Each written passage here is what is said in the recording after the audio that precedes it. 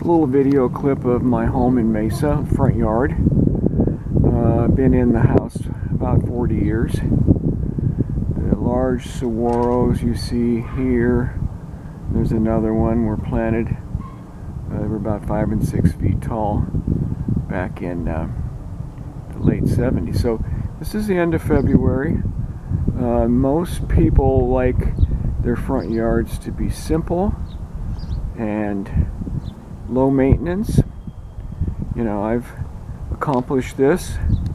Here's the narrow portion of the front yard. We see a yellow flowering brittle bush at this time of the year and some globe mallows that are blooming.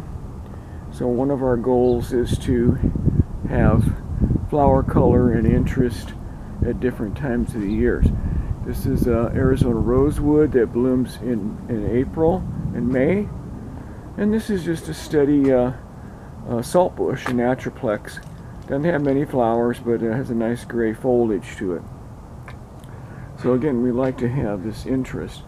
Now I have included cacti. I've got several species of prickly pear and hedgehogs, and of course the saguaros. There's the other large saguaro. And a nice totem pole. So, and a few agaves too. So those are kind of the accent plants. Some boulders put in.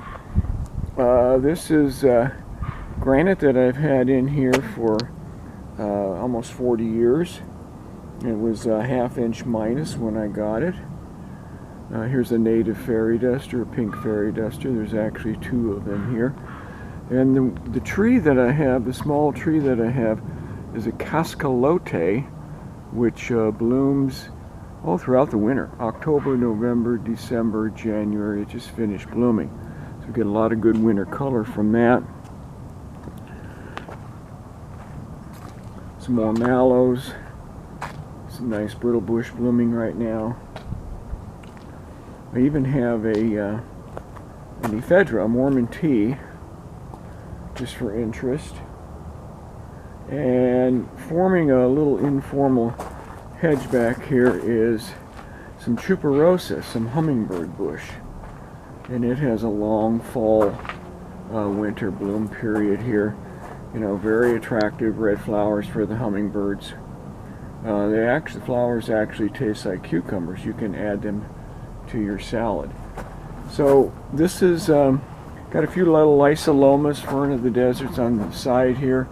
They're a little bit higher litter, but the litter pretty much accumulates in this H-shaped area.